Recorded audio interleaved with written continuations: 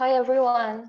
So it's already 5, and we're still waiting for others to come in. So make sure if you have any of your friends participating, please chat them and tell them to come as soon as possible. And now we will start. Okay. So basically, today will be the last session of the free webinar series that our RIDC is holding. And before we actually introduce the trainer or the workshop speaker, can I have anyone who is able to open their cam to open their cam? Okay, good. All right, it's nice to see everyone's face. Thank you for joining our program for the past few days, and let's just start right away. So I would like to welcome everyone to this last series of the webinar, and let's also welcome the speaker for today, which is Jennifer. So Jennifer is also has also participated in last year's NSDC, and I think Jennifer was the runner-up of the competition. It was the third runner-up, right? Third or second, and then they managed to actually got into the Indonesia team. So that's very remarkable of Jennifer. So without further ado, let's welcome Jennifer. Hello. So can anyone confirm that I'm audible and that I'm not choppy? Because I think my internet is kind of unstable. It's audible on my end. If anyone else is having difficulty, do let us know. Okay. Yep. Thank you so much. Yeah, it's really sweet. So thank you everyone for attending this webinar, and thank you so much RIDC as well for inviting me. I'm really happy to speak here today. I'll just share my screen and I'll just be getting into the topic right away. So, right. Can you confirm that my screen is like visible? Right. So it's like no worries, right? Because like I'm using speaker notes and my speaker notes are not audible, right? Are not visible, right? It's just a normal screen with the slides, right? Yes. Yeah. Okay, awesome. Right. Yeah, so the topic we're going to talk about today is how to ace debates you know nothing about. And because I think like, usual aesthetic designs are getting pretty boring, I just decided to add like an anime character there because I'm a major weeb and I'm a proud weeb. But yeah, just to let you relax because the topic is going to be fairly more difficult than the previous topics. Yeah, so let's begin the seminar with a motion that is very, very terrifying. And I think this is one of the most terrifying moments of my life that I had to debate this motion. You might want to read it for a bit. It's about Brazilian politics. And basically the motion is just like that you're acting as a party in Brazil and you would embrace the return of somebody as the leader of that party.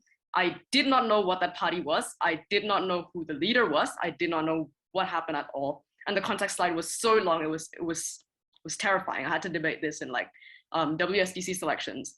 But I promise you, at the end of this seminar, we're going to review this motion and I'm actually going to teach you how to actually navigate through this motion because I think I did pretty well at the end, despite not knowing much about the context, because there's a lot of things that you can actually make up. So yeah, that's what the seminar is going to be about. The next thing I want to talk about is just the disclaimer, just like a couple notes to make it very clear what the seminar is covering. This is going to be like fairly more complex than the previous workshops because this is talking about like complicated debates that you don't know anything about. And this is just an attempt to, when you don't have anything else to think about, what are the last resort things that you can do?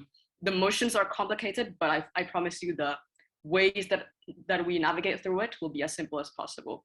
The second thing is just that this is a personal opinion. This might not work for everyone, just as any debate lectures are. The third thing is that, yeah, I didn't invent most of my content. It's mostly from the people who helped me and famous debate channels on YouTube and personal experience from the debates I watched and joined, particularly debates from Indonesian tournaments, but also some debates from international tournaments that I went through leading up to WSDC. The fourth thing is please prepare questions from now on to ask later in this workshop. I think if you think of a question about the seminar, just like private message me through Zoom and like just type them out as soon as they appear in your head. so that you don't forget about them, and so that, you know, I can end this workshop with lots of questions. The last thing is just don't worry about missing a few explanations, because this will be uploaded on YouTube, and I'll share a link to download the slides as well later. Yep. Next is, why do you need the seminar? I think there are 3 reasons why you need the seminar. The first is there are sometimes emergencies where you just don't know what to do about the motion. You completely don't know what it's about, like the case that I just showed before about like Brazilian politics. The second is because I think unexpectedly, and maybe some people don't know this, but I think the toughest rounds can get you the highest peaks, which was interestingly the case for me in a few competitions leading up to WSDC. So it was, I really didn't know why. Somehow, like in the rounds that had like the topics that I knew least about, I somehow scored the highest peaks. It was probably because I made it as simple as possible, and yeah, the judges credited me for that. But that is something that you can also aim for, and that's why like you probably shouldn't be scared of these kinds of motions. The last thing is just like the rise of complexity in motions. I think if you compare motions from NSDC 2018 to 2019 and 2020, like the IR motion from 2018 and 2019 are all from the perspective of just one actor. In 2018, it's just like Palestinians. In 2019, it's just Sudan. But in 2020, it's nations with a Muslim majority population, and as well as Israel. So there are like 2 actors there.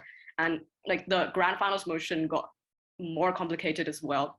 They had like more things that needed explanation from an info slide. And I think the 2020 motion was one of the most complicated motions in the grand finals.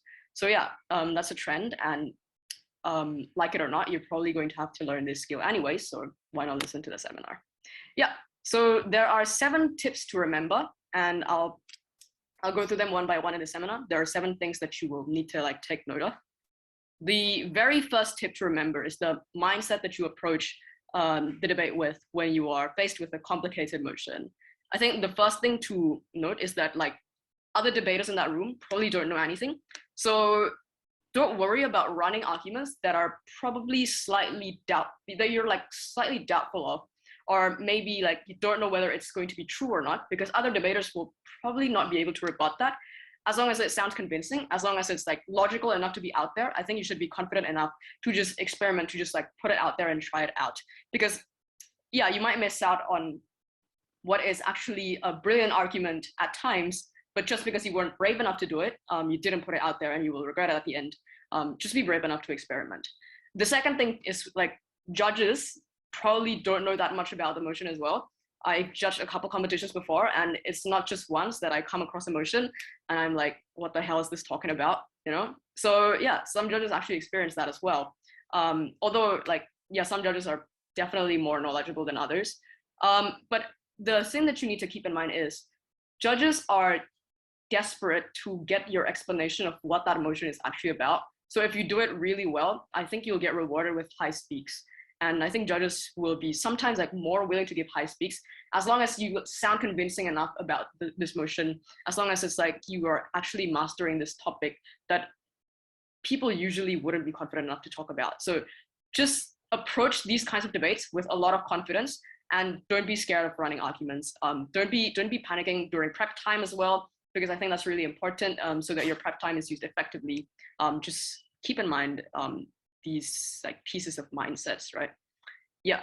The next thing is just to know first principles. I think this is where we have to start to like discussing in practice how these look like. I think like in most parts of my seminar, it's going to be like just like the tip and how you apply it. I'll use like an example.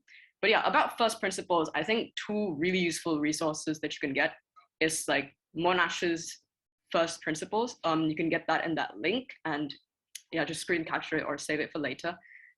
First principles are basically things that are always the clashes in various kinds of motions. So for example, if it's like education, the clashes are usually just like, how does this affect students in the classroom? How does this affect teachers? How does it affect the long-term future of the children, for example? And you get like, you know, the clashes are usually just going to be those 2 or 3 clashes every time, if it's that type of motion, if it's that heading, and it's useful to just know what those are. you can also learn first principles from Manchester Debate Union's advanced training workshop. I think that's a really, really, really brilliant resource for first principles. Their lectures are like pretty long, but they're very, very insightful and they're very useful. I just recommend you to check them out. Okay, let's see how this, how you use this in practice. Right, so let's have an example of the motion. Yeah, so this was from Sabanci Open 2021, an international competition. The motion is as follows, as you have on the screen. The European Super League was a proposed breakaway league consisting of 11 of the most successful European football teams and Arsenal FC.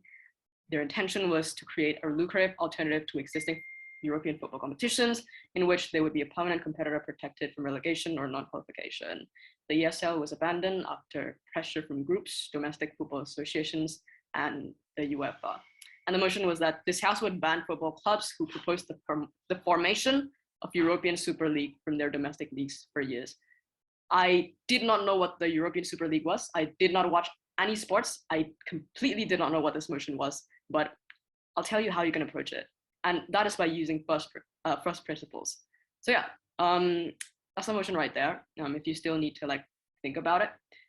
So if you approach this with first principles, the mindset you need to have is just like, what clashes do you usually have in sports debates? You usually have a justification clash that's like applicable to all motions actually. Then you talk about athletes, then you talk about community. So yeah, just by having these first principles in mind, I made 3 arguments. The first was that just like the justification, right? It's about banning. Then just talk about why the ban is probably not justified. I think like what I ended up thinking of was that it just didn't do any harm. Like it's just a proposal of the formation of a league. So it didn't actually make any active harm to people. So it's unjustified to impose that harm to players by banning them. And like apart from that, there's also stuff you can think of like that it does not fulfill the metric of banning. So banning is usually like you think of like, when do people actually get bans in terms of sports? It's when you cheat, it's when you use things like doping, it's when you severely disadvantage other teams in the participation of that sport, and that's why you have to get kicked out so that it becomes sportive. But this doesn't fulfill that metric, so it's unjustified to actually make that ban. So that was the justification, and it's done. You have 1 argument. Second argument is about athletes. Just talk about how this impacts athletes. If you ban these football clubs from their domestic leagues, it means these athletes don't get to play for 2 years, even though these are like very, very great athletes that that people always expect, that always make matches really, really competitive. I think you can say that this is just like going to be a great regress from their career. And that's really, really harmful to them if their competitiveness actually decreases because they don't get to play matches. The third argument was just like about the community, about the fans of these sports clubs. I think these fans are just stripped away from their source of like identity and local pride. And yeah, it was just like those impacts out there. At least you have an argument, right? The rest is just probably framing them with, adding them with some importance, like saying that in the context slide, this was already abandoned after a lot of pressure from fan groups, right? So there was like probably already huge societal backlash, and that's probably enough punishment. You don't have to go overboard and ban these people altogether from participating in matches. But yeah, if you know the first principles, the point is you will know what arguments to bring, and you will not be clueless when you deliver your speech. So I think it's going to be very useful. Yeah, so that's about knowing the first principles. That's the second tip. The third tip that you can have is to use the context slide. Okay, so here's another motion with a pretty long context slide, right? I'll read it for you again. It was from Doxbridge 4. The info slide was that you are a young, educated, middle-class resident of a country that is resource-rich and authoritarian. You lead a significant pro-democracy protest movement in the country and have been approached by a local CIA handler who has expressed the desire of the agency to topple the authoritarian regime, and it is unclear what the motivations of the CIA are. The motion was just that this House would receive help from the CIA. I think I'm going to go a bit in depth about this one because this is going to be pretty long, because there are lots of things that you can take in the context slide. Yeah. So that was terrifying. Again, I did not know what the CIA actually does. I have never been a young, educated, middle-class resident of a country that is resource rich and authoritarian. So it was very hard to like, navigate through it, but we can go through it one by one. So I think you just like gradually take parts from the context slide and you can form them. I mean, you can use them to form your arguments. What I did was like look for a setup first in this case. So I just focused on this part of the motion that talked about the help from the CIA. Okay, so the country is authoritarian, you're pro-democracy, you are receiving help from the CIA. So just the question is just that, what can the CIA do to democratize authoritarian regimes? And like, it'll form your setup in the debate. So I think because CIA is an intelligence agency, and we just know that by the abbreviation CIA stands for intelligence agency, you make conspiracies about what intelligence agencies can actually do. So they collect intel, and then you think about like what kind of intel they can actually gather, right? So if it's authoritarian regimes, it's probably like deep dark truths about the authoritarian regime that people on the ground might not be able to find. So it could be things like corruption, it could be things like abductions, or things like just like really, really bad practices that they secretly do, and that would be really, really shocking to the public if it got found out. The next thing is just like CIA is an American agency. So you can infer from that because it's American and because it comes from like probably the most developed intelligence agency in the world, because it's like the biggest country. I'm not sure if this is a fact or not, but you can infer that it is going to be usually trustworthy information, and it is going to be helpful information for this pro-democracy movement. So yeah, you can already infer, you can already start building your arguments from there. So that's for the setup. Setup is done, what the CIA can do, right? The next thing you focus on is, the next thing you focus on is who the person actually is. I don't always like, just be flexible with this. What I'm trying to say is like, you don't actually have to do this in this order always. Just use your intuition. I started with the CIA part first because it was a setup, and then it was just my intuition that this part was the part that I needed to focus on next. But the point is just like use the context slide to your advantage as much as possible. So yeah, the question you need to ask is just, what power do you have by being a young, educated, middle-class, pro-democracy movement leader? And this was actually I think a pretty good response to what the opening opposition brought in that debate, to what my opponent brought in that debate. Because receiving help from the CIA, which is a Western agency, has like a pretty like a template kind of obvious argument that the opposition would run, which they ran in that debate, which is that it's a Western agency, so people are going to be anti-Western, and people are going to hate this intervention because they hate Western people meddling in international affairs all the time, right? But with this context, then you can turn that a bit around, because if a young person can actually lead, then that means youth is actually popular enough in that country.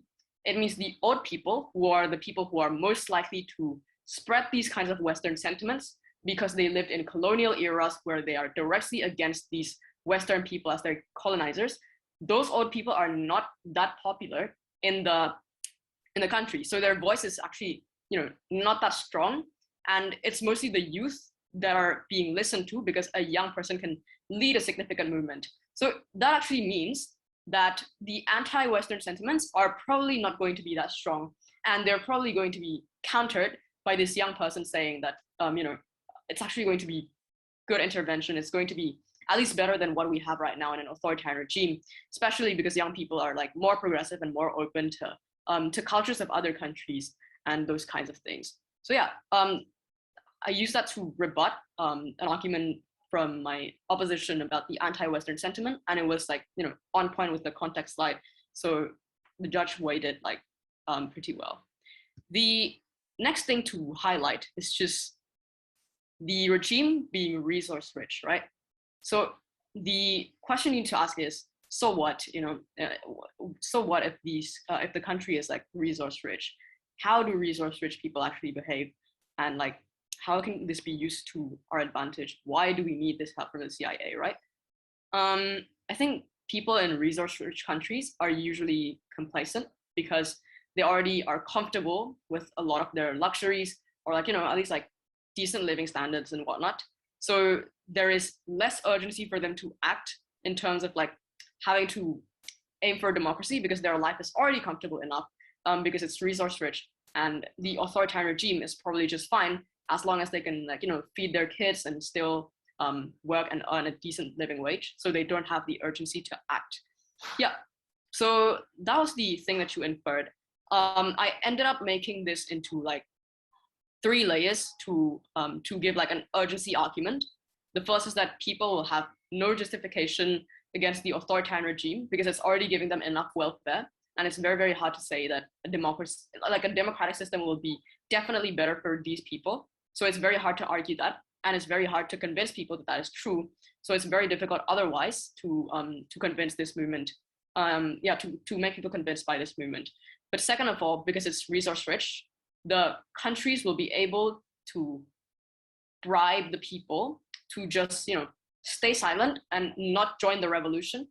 Just take this money and don't join the protests. Just like keep supporting our country. We'll feed you. We'll give you a lot of money. So can be bribed, which is stuff that happened as well in our country. The third thing is like, you can also reject international help if you are resource rich. So if you're like, if you have a lot of resources already, then there's no need for you to accept humanitarian aid from other countries. That usually comes along with some, some advice to like, accept this aid, but be a little bit more democratic.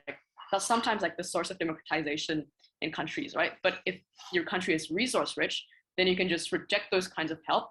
You can just like if the USA says hey, I can give you a lot of money, but please be democratic, then you can just say, I don't need that money because you're resource rich, right? So yeah, you can reject all international influence. And that was just like, that was 3 layers done just because of that, those 2 words that the country is resource rich. And then what you give on your side, if you have a CIA, is you can give them the urgency to act because of the kind of intel that I explained before. It's probably things like corruption, abduction, or things that actually harm a lot of people. And that becomes a kind of like fear that is instilled to the people. So they are no longer comfortable with this authoritarian regime. They start to think it's creepy, it's probably stealing things from you. And that becomes their urgency to act and start this movement. And that's like pretty much one argument done, actually. Like that's another argument, right? Yeah. So that's that's another thing you highlight. Here is the last thing that you can highlight from this. So it is unclear what the motivation of the CIA are. This is not really to make an argument, but it's just like, just to preempt what opposition would probably bring. Because if you're the government side, you're speaking first, you want to preempt them so that your arguments don't directly fall down when they rebut it. So yeah, even though it is unclear what the motivations of the CIA are, why is it still okay? Then you're triggered to like think of the possible scenarios of what will happen then. So like there is scenario 1 in which you succeed in toppling down the regime, you succeed in taking down that dictator, and the scenario 2 is just like if you fail in toppling down that regime. So what happened in that debate was that the opposition brought arguments about like, America will use this to make a puppet government and your country will be controlled and your life will be much worse. So I rebutted that by saying that if you succeed in toppling the country down, then you can probably negotiate with the country, with the CIA and with the US on your terms and conditions, right? Because, the USA is not that mean. They actually want to trade well with you and form good relationships with everyone because they want to have like that good international image, right? But even if that doesn't happen, after you become democratic, you are going to be open to all of the international world, right? It's not going to just be you in your enclosed authoritarian bubble anymore. So you're going to be open to a lot of international trade. And that means there are multiple countries, not just the USA, that wants to cooperate with you and wants to get your resources, especially because you are resource rich. So that means multiple countries will compete in order to make deals that are as good as possible. So if the USA's deal is like, they probably want to, build, like, let's say just like they want to mine in your country and they want to take like 50% of the profit. But now you've got like China, you've got Germany, for example, aiming for that mine as well. And they offer like, okay, you can keep 70% of that profit, then the USA is going to lose out, and you can still go out of that bad deal by having like just better deals, right? So that's still okay. You probably won't be like a puppet government, right? But in the case that you fail in toppling down the regime, you can say that it's still valuable because it's probably this country's first exposure to liberal and democratic values, things like human rights. You see in like lots of authoritarian regimes, usually women's rights are not recognized, or there are lots of minorities that are oppressed as well because they're not part of the majority and not part of the government. So at least these people know what the government is actually doing wrong. At least there's this like some exposure of the West's values, and therefore you can get like at least some local reform perhaps, because like if the movement is significant enough, then you can probably change the legislation of some states at least, or the rules of some small towns, and people live a better life there because they get the awareness that they have to change and be more democratic. Or you can also get things like at least more inclusive companies, for example, because now you know how important it is to uphold women's rights and uphold minorities' rights and whatnot. So yeah, you just like preempt that because you know it was in the context slide and it can be used by your opposition. So just make sure that you cover that as well. So yeah, that was like one long discussion of how you can like break down this motion and use like every single thing you can use in the context slide. So the next time you approach a motion with a long context slide, don't be terrified. The context slide is there to help you. And if you use it to its maximum potential, then you're going to have like absolutely awesome arguments. So yeah, don't ignore the context slide, definitely. Use it to your advantage. And also be aware that the opponent will probably try to use it to their advantage as well and preempt like I did just now. Yeah, I hope that wasn't too complicated. Like if some things are still unclear, then you can definitely ask questions later on. But yeah, that's for context slides. So the fourth tip is to simplify everything. If a motion sounds complicated, the judge probably hates it as well, as I said before. So if you can simplify things into, like parameters of how you can win the debate, or you can simplify how the motion actually works and just jump straight into like the impacts of it to people or why your arguments are important, then it's probably going to help a lot in the debate. So I'm just going to like demonstrate this with an example speech from Pro-Am's, Pro-Am's 2021. It's a huge national tournament that's held every year. And this was the grand finals of Pro-Am's 2021, where the motion was self-regrets the narrative that democracy is a virtue in and of itself. And we're going to watch Sophia, which was one of my WSBC teammates as well. She delivered an amazing speech and like became the grand finals best speaker. I think the strength in Sophia's speech at this time was because she was able to convey her ideas in a very, very simple way. So she was leader of opposition in that motion. So she was opposing that motion. And we're going to watch like just 3 minutes of Sophia's speech, right? Also, please notify me if it's not audible. It's not audible, Jen. Okay, I probably forgot to share my audio. Hold on. Okay, cool. Right. Let's try now.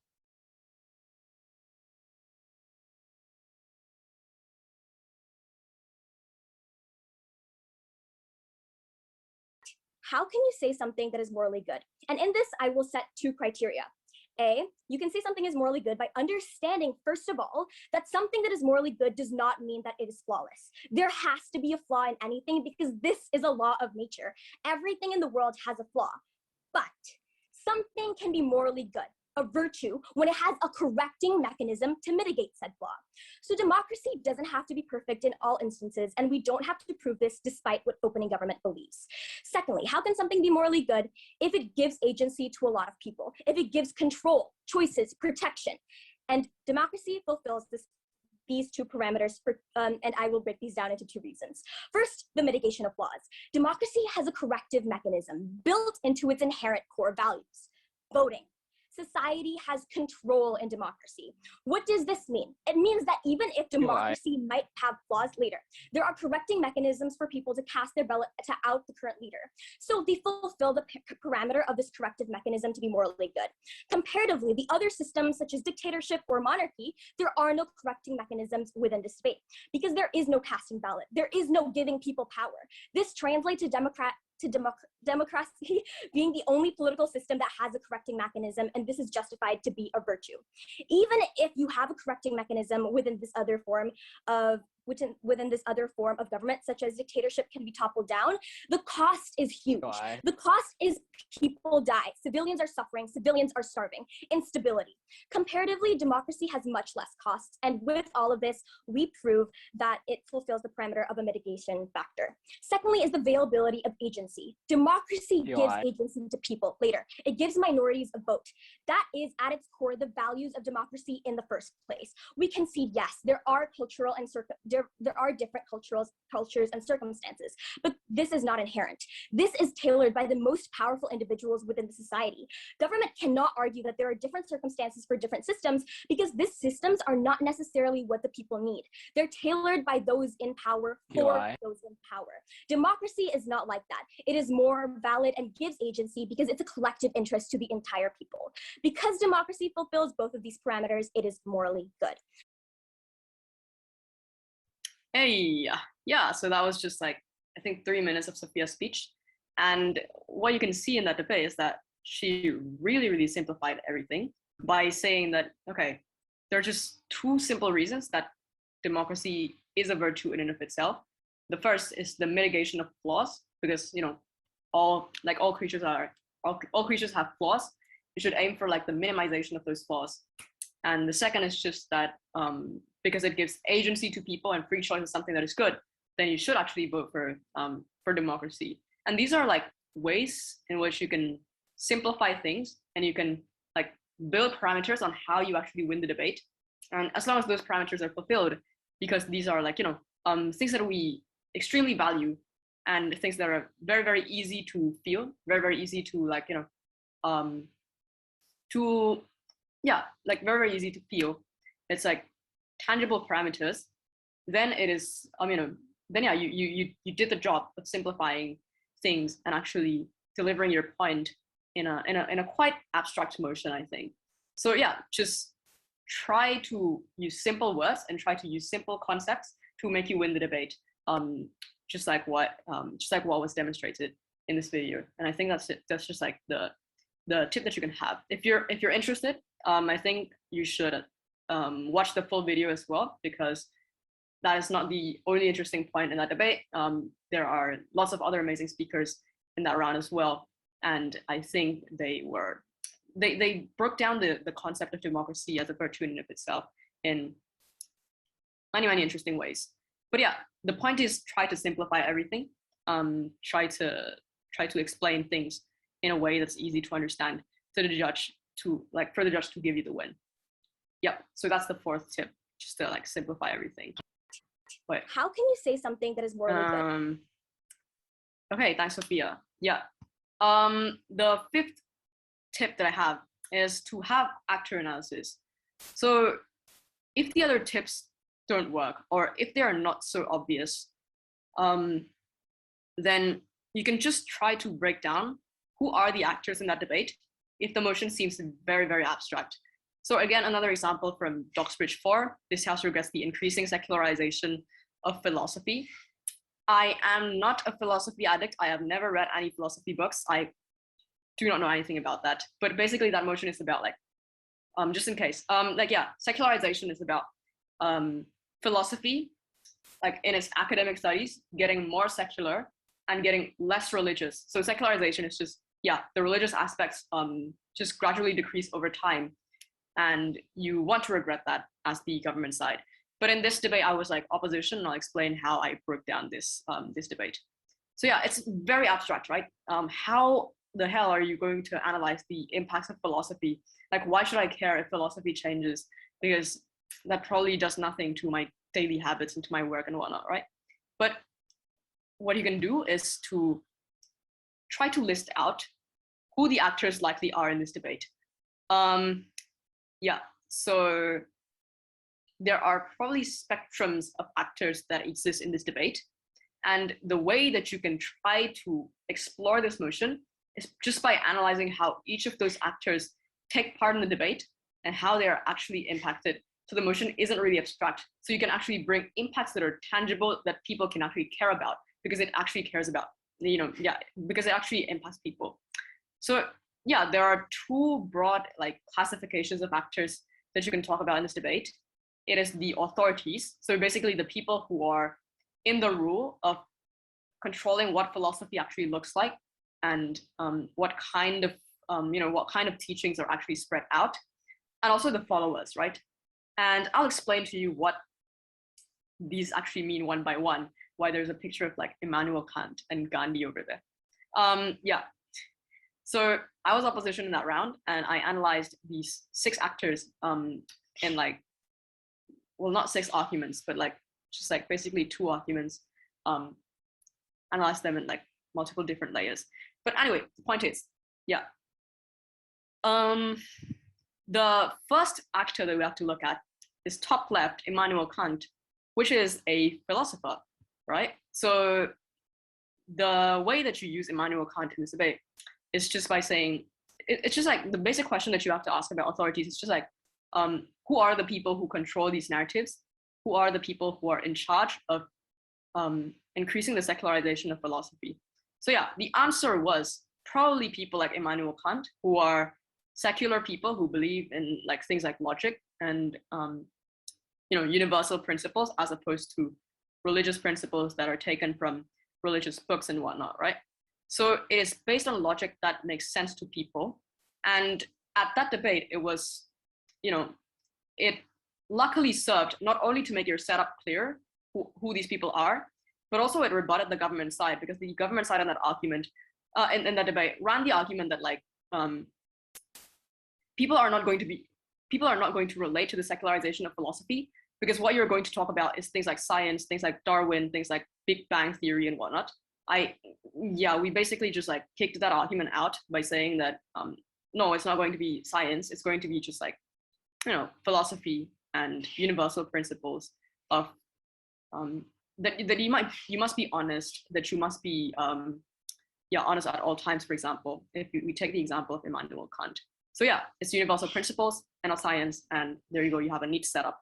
The second actor that we want to talk about is the religious people, which I put in Gandhi here because I think Gandhi is a religious person, but probably a bit on the moderate side. So yeah, so the moderate kinds of religious people and the average kinds of religious authorities are probably not going to be excluded by the secularization of philosophy. And they will probably still have a say, because they can still contribute values of things like peace and harmony that is shared among all religions, and that is still productive to the discussion of philosophy if you talk about it. So they are not excluded. But now we talk about the other actor, which is okay, this is King Herod, a very, very mean king from the Bible. Just religious people who are absolutist are going to be excluded, because those people, when those kinds of people talk, then they shut down all the other arguments and all the other religions, for example, right? So if philosophy becomes more secular, the people who are moderate and the people who just want to, spread good faith and spread good characters can still contribute, but you exclude the people who are absolutists, you exclude people who shut down other people's arguments, and therefore, that is why the secularization of philosophy actually makes a healthier discourse, because people's opinions don't get shut down, and the productive, the productive contributions can still be made in the progression of philosophy and in those kinds of teachings. So yeah, you exclude the ones who shut others down, but you include the ones who help advance the discussion. So yeah, that's better discourse, and I think that's pretty simple to impact that debate, right? The next spectrum of actors we talk about is the followers, and how they're going to be impacted if philosophy becomes more secular. Because what we have to understand is just philosophy will be the way of life of people apparently in that debate, or at least that's what the motion wants you to believe. So you talk about like how this impacts those people who follow philosophy, right? The first group of people we talk about is just the average person. What I mean by this person sitting on a couch is just an average person. Yeah, so you compare how these people would be impacted if philosophy was religious and what if it was more secular, right? So I think what I finally broke down, what I finally broke down about these people in that debate was just like, if it's religious, I think number one, it is, okay, by the way, this is like just a personal opinion. Like, no, this, like, I'm just saying that this is like what I ran in that debate, not my personal opinion, but yeah. Number one, the saying that God exists all the time to watch over you is probably uncertain compared to the tangible reminders that people will hate you if you're mean, people will hate you if you steal their stuff. So people are more likely to act in better ways on the secular part, if philosophy was secular. Second thing is just like the afterlife is very, very uncertain. And if you expect people to, you know, to repent their sins and to, you know, stop doing bad things because of that afterlife, because it is uncertain, people often don't have the urgency to do that. If you compare that to secular principles, which are probably like real life consequences, you know, if you act badly to other people, then other people will probably treat you badly back.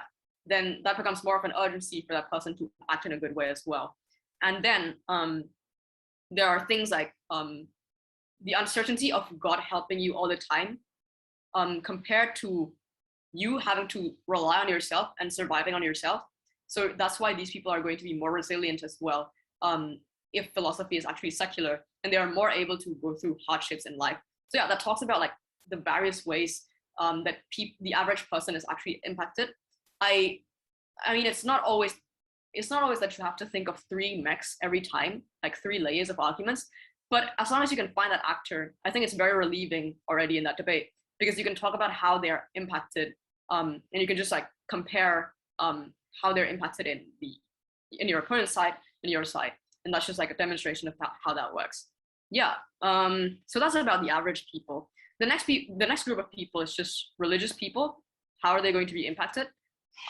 Because the government side would say, oh, religious people are going to feel excluded if religion is now, you know, not so included in philosophy, if philosophy is getting less religious, right?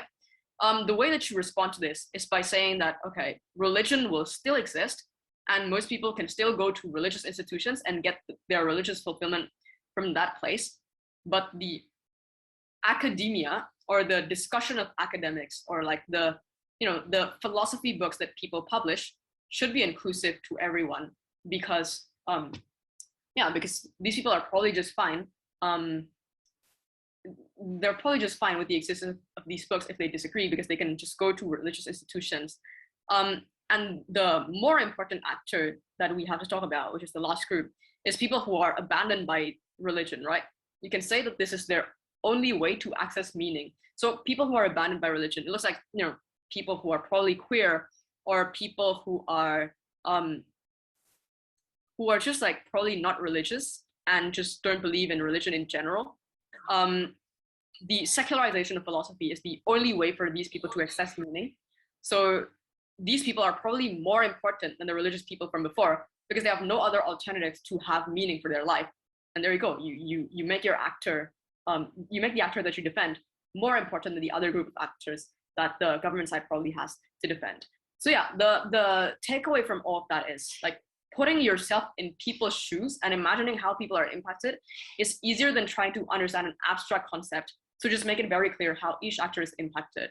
And that's the kind of mindset that you should have for actor analysis.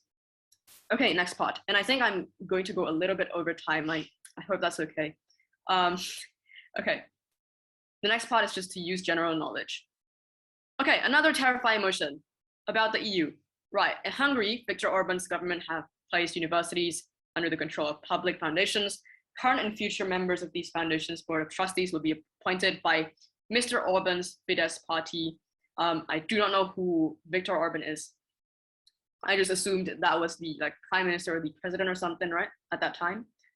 Yeah, this move towards more illiberal education system is predicted to be a trend that may soon be followed by other governments in Europe. The motion was that this House believes that the EU should punish their member states for illiberal reforms within their educational system. Right. So a very abstract IR motion about education, which I don't know anything about. Okay, so the way that you can use general knowledge to navigate this motion is, I think you just take things that you know about the EU, just list them, and then you try to make arguments out of that. So the 3 images that I have just means like the first thing is just the EU flag, what you know about the European Union. The second thing is just like China and the context that EU is trading more with China.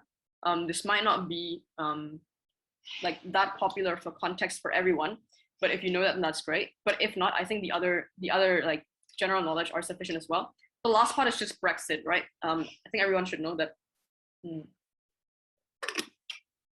the UK left the European Union, and this will be enough to make your own arguments in that debate.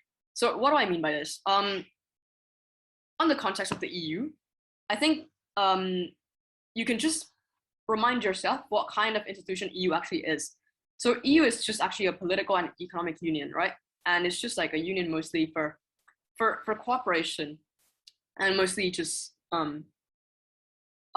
mostly just like political and economic cooperation. And you can say that education is probably out of that scope, right? So the way that you say education is out of that scope is, you can firstly say education has no direct impact to the majority of the political and economic processes in EU, because, you know, if people are just a little bit more conservative, what does it have to do with things like trade and whatnot, right? It's so hard to infer. So it's probably unjustified to do this motion. The second thing is just like punishing the member states, which is probably done with like sanctions and whatnot. It's going to harm the people for things that they probably didn't even consent to, and things that are like very, very not related to these people. So that's why it's like probably not justified to impose this, because education is just out of the scope of what EU should be about. So yeah, you have a justification over there. And then you can talk about, like, if you want to talk about China, EU getting closer with China, then you can say that some member states of the EU, if they hate the EU so much, then they will trade with China instead. And, you know, they will slowly move away from their dependency to the EU. And this leads me to my, like, you know, to my last, to the last thing that you can use, which is Brexit, right? So if the EU has too much intervention, then the same thing that happened in Brexit is probably going to happen, which is that, you know, yeah, what happened in Brexit was like basically, I think a lot of it was problems of like immigration, problems of like, basically the UK thinking that it's not profitable to actually stay in the European Union, right? And then they use like nationalist narratives saying that, okay, like it's probably best to prioritize your country first, not the EU, because it's not helping you. And this scenario is probably going to happen again in the case that the EU actually intervenes too much in something that's a very trivial matter, which is just the education system, right? So yeah, there you go. Yep, another argument as well. You probably shouldn't do this because countries will just leave the EU and trade with China instead. But just like proving that countries will leave the EU is probably enough to prove a harm that says it's unwise for the EU to do this, and therefore you shouldn't run this motion. So yeah, you've got like two arguments on opposition done, a principle and a practical. And yeah, it's using like general knowledge that the average person has. So that's how you can use general knowledge. Yeah, the next thing is to play in multiple scenarios. And this will be the time where we discuss the motion that I presented in the very first slide, the Brazilian politics motion, which was, to this day, yeah, more like one of the most terrifying moments of my life. So what you can do in this motion is to play in multiple scenarios, right? So what is this debate actually about, right? This debate is actually about, like, would you embrace Lula as the leader of the party? And if you wouldn't embrace Lula as the leader of the party, then opposition will probably forward some other wonderful candidate that you don't know yet who it's going to be, because you don't know the context of like Brazilian politics. So in this case, the wise thing to do is just play in all possible scenarios that is probably going to happen. So say that Lula is a better candidate than these people, right? That's all you have to do. There are 3 scenarios that you can play in. The first is if opposition defends Dilma as the leader of the party. So Dilma Rousseff, this person that was like convicted, right? You can say, you can try to like make conspiracies of why that is probably going to be bad. The first thing is because she's female. And I'm not saying that female leaders cannot lead. I'm saying that people in Brazil are conservative, and as are people across the world, right? With Trump and Hillary, we saw that female leaders are not that popular even in countries that you think of as progressive. And like they're still underrated compared to the male candidates. So Dilma is probably not going to win against the other party because she's a female. That's the first reason. The second reason is because you can tell from the context slide that Dilma was like convicted, and she was actually guilty for those crimes, compared to Lula, who was just like found guilty, but then the charges were annulled. So the charges were canceled. Like the Supreme Court basically said, okay, turns out you're not actually guilty, and we're not convicting you. So Lula's reputation is comparatively still better than Dilma, and that's also why if opposition defends Dilma, they'll probably lose. The next thing is to just say, what if opposition defends like a brand new candidate that you don't know about? Like just say as like if they defend a new candidate or like another candidate, right? You can just say that they probably have no past success, because you can tell from the context slide that Lula has run 3 presidential campaigns, was a founder of the party. He's already been elected in 2003 as well. So you can say that, okay, this person is probably like Biden. He's served in office at some point already. He's like, he knows politics. He's been there for a long time. So just say that the other candidate that opposition has to defend probably doesn't have as much past success as Lula. And then you can just lie about like, kind of lie about like how Brazil's politics is messed up and people are not going to trust people who don't have experience in politics. Because I think like people generally just don't trust people who have little experience in any country in the world.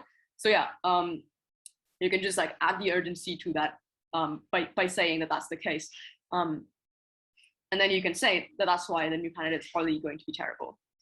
Yeah, and then you talk about the last scenario, like even if we're not talking about elections, even if we're not talking about which candidate is more likely to win in the elections, why the return of Lula is generally a good idea. Yeah, so you can, in this case, it's not as obvious, but you can use the false corruption charges of Lula to your benefit. So these corruption charges were actually unfounded, right? So these corruption charges were actually false because they were said to be false by the Supreme Court, right?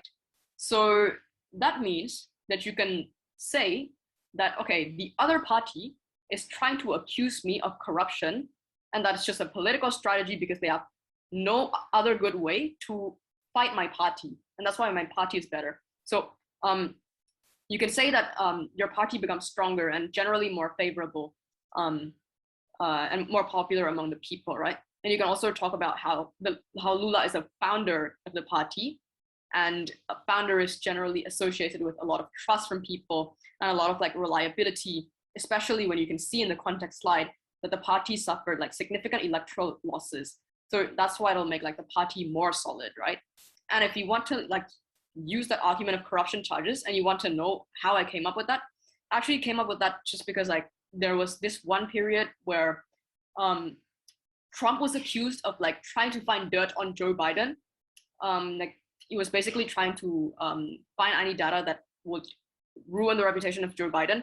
And I think that, okay, that's probably applicable in this case as well, because Trump was mocked for doing that. Then you can also do the same thing. You can mock these people for trying to charge Lula for these corruption charges, and that can actually be a strong point for your party. And yeah, there you go. You've got like 3 scenarios, and your opposition is going to have a hard time countering all of that because you've covered all the possibilities. So yeah, that's all of the 7 tips that I have, and surprisingly kind of on time. But yeah, there are still like some parts of this seminar that I want you guys to know. Yeah, I provided you like some motions for practice. Just to let you know, I'm going to just like, I think there are 3 types of difficult motions that you can practice on. The first is motions with long context slides, like these. I'll just like skip through these because you can just screen capture them or you can watch them on YouTube later. But yeah, things like these are from, these are from GMDC, actually a high school competition. These NUDC was a terrifying one as well, just a few days ago. The next thing is fact-heavy debates, just debates that would require you to know a lot of matter on the topic, usually, but there's also a way to navigate through them. Yeah, these are 5 examples. The next is just debates that are really abstract with topics that you just don't know why you're even debating about that, but you have to debate about it. So yeah, those are 5 motions on that. And yeah, lastly, these are my references. I took some notes from the Monash Debating Handbook for First Principles, Manchester Debate Union workshops as well. And Rob Barry had a similar workshop for Madrid EUDC 2021. I think it discussed the First Principles in depth. So that's pretty useful as well if you want to like check a different version of this of the seminar. Probably want to check that out as well. These are just the tabs that I took the motions from. I tried to make these the most updated ones possible. I think only one is from a 2020 motion. Yeah, not sure. But yeah, okay. That and very last remark. Just remember that learning this workshop doesn't mean it's an excuse for you to stop learning. So if you want to keep improving, watch Dazzle's seminar. He delivered one just a few days ago. You can find it on YouTube right now. It's already uploaded. Just look for RIDC's YouTube channel and you can find it there. I think that's the most like sustainable way, because my seminar is just about, you know, situations where you don't have a choice, but you have to BS things out to debate it. And also follow Dispute Tandem, which is the organization I'm from, with Rochelle and Dazzle.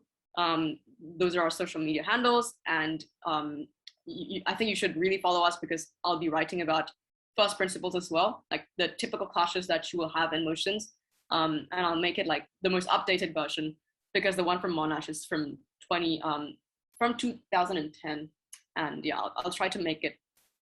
I'll try to make like a more updated one soon, and you can expect it to be published soon. Yeah.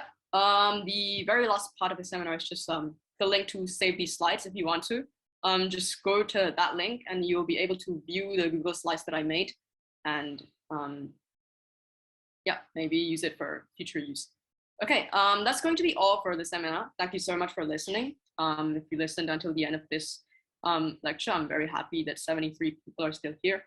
Yeah, I'm probably going to start the Q&A session now. So if anybody has questions, then just drop it through private chat or maybe unmute. I think anything is fine. All right, thank you, Jennifer, for that awesome webinar. So for those of you who have questions, you can just type it on the chat box, or if you want to unmute yourself, just raise your hand. Thank you. Okay, I don't see any questions yet. If you need me to like go back to some slides to then ask your question, that's also fine. Just letting you know. Okay, oh, got one question. Right. Question is, how do you think we can prevent not knowing things and prevent a disastrous speech? The way to prevent not knowing things is to have a habit of trying to know as many things as possible, which is probably better answered by Dazzle's seminar than mine. But the way you prevent a disastrous speech, I think mostly it's not, okay, I think like my take here is that probably 70% of your speech matters because of the case building process and because of the arguments that you think of and the ideas that you actually formulate. But the other 30%, I think, is the way that you approach that debate and the confidence level that you actually have before you start your speech, and when you start your speech as well, as you look at the judges' expressions and as you look at the other team's expressions and when they offer POIs as well. So I think for the making the arguments part, I think most people already have like the awareness of how important that is, because we always panic in case we really want to like use all of our time. But just remember always that if you are confident with how you present your speech, then it is probably going to make all the things that you want to bring delivered in a better way that is more clear and that is more convincing to the judge as well. And even that can actually boost your speaker scores, not in terms of manner, but in terms of like clarity and in terms of like just generally how much you know about the topic, like how the judges think you know about the topic, if you get what I mean. Yeah, which is basically what I did in like Sabanchi Open. In that motion about ESL and that motion about sports, I really didn't know what that was about. I ran like, I think really basic arguments, but we still got like decent scores in that round, which is pretty surprising. But I think it was mostly just like, controlling the pace of your speech and also just staying confident even though you actually honestly do not know about the topic. Yeah, hope that answers the question.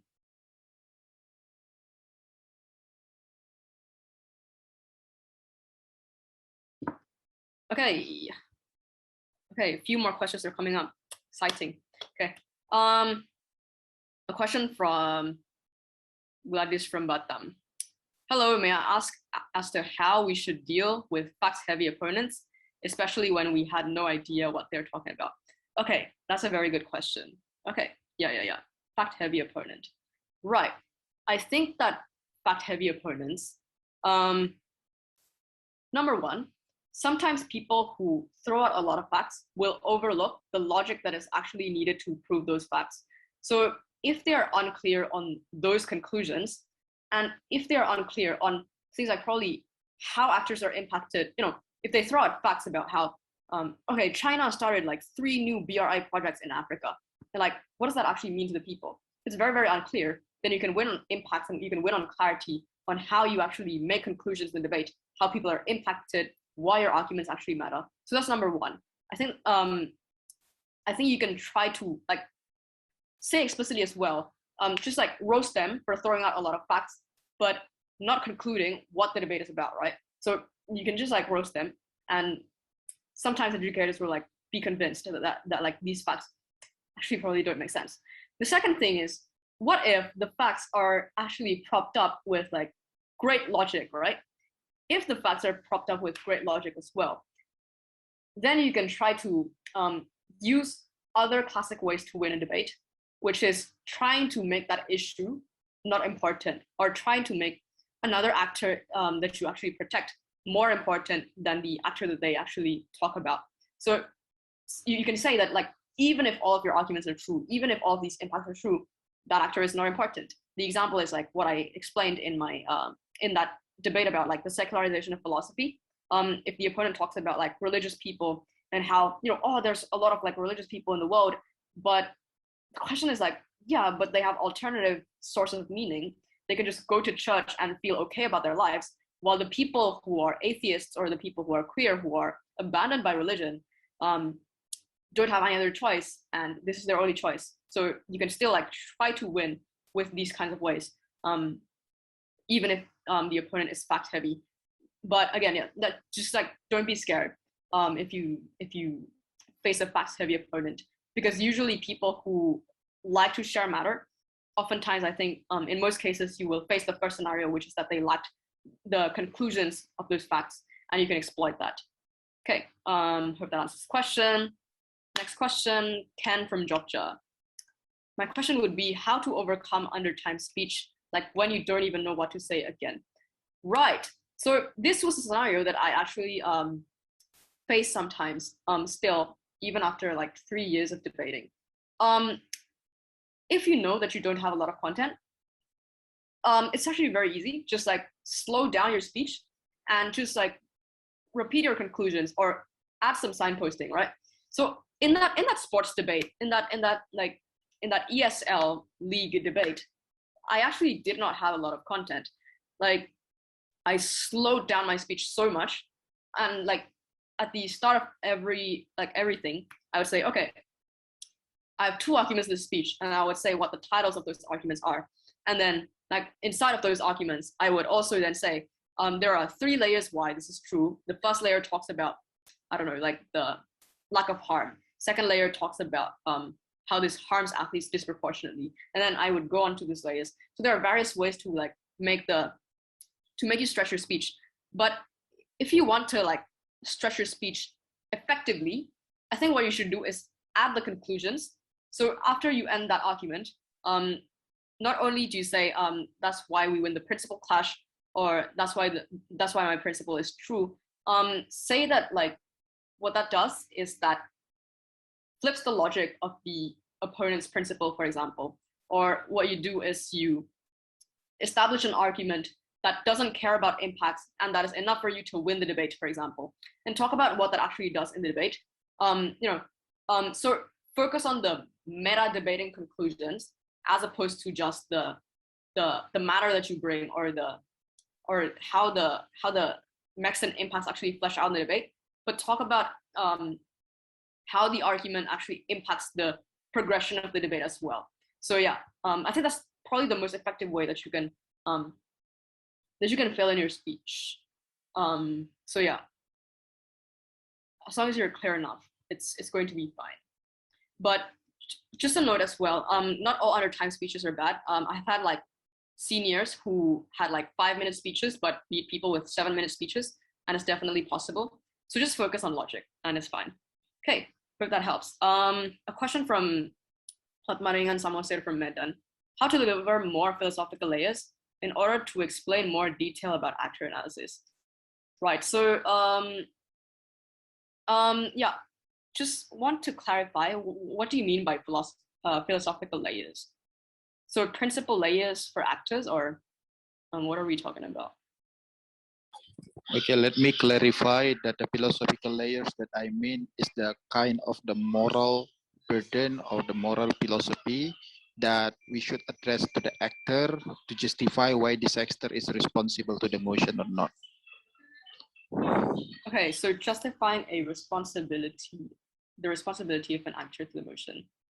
Okay, that's a nice question. I think that the way you can answer that is just by thinking about, number one, just like what the purpose of this actor usually is. So the role of that actor, the profession of that actor.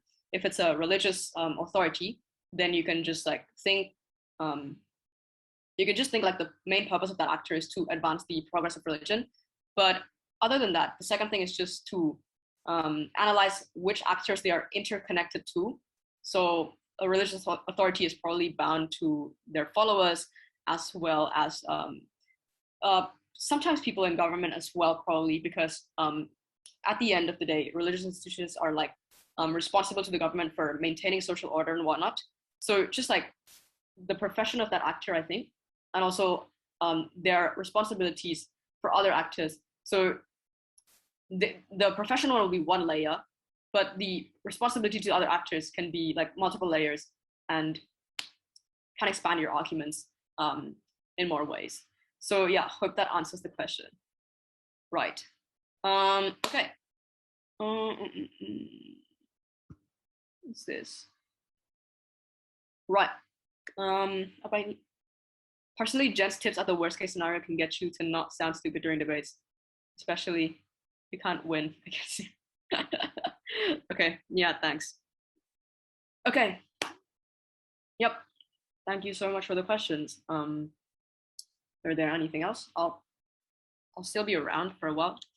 I mean, like, I'm still going to be free for more questions, so it's up to the committee. Yep, sure. If there are still more questions, we can spend some time answering them. So yeah, if you guys have any questions, you can still ask Jennifer. Okay, so yeah, are you receiving any more questions, Jennifer? Nope, I haven't seen any more. Seems like we can conclude. Yep. So I'll just like just really quickly, if you still have like a few questions that you're probably not comfortable enough asking here, or if you think of them late, it's still possible to ask me through my DM on Instagram. It's a public Instagram account. I just left it in the Zoom chat. It's Rocky78. If you want to ask questions about this seminar or just like chat about debate in general, I'll be very open to DMs. So yeah, thank you.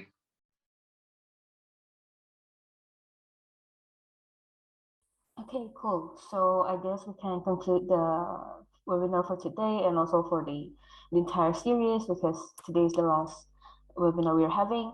So I want to thank everyone who have stayed until this late, because it's quite late. Yeah, it's already 7 p.m.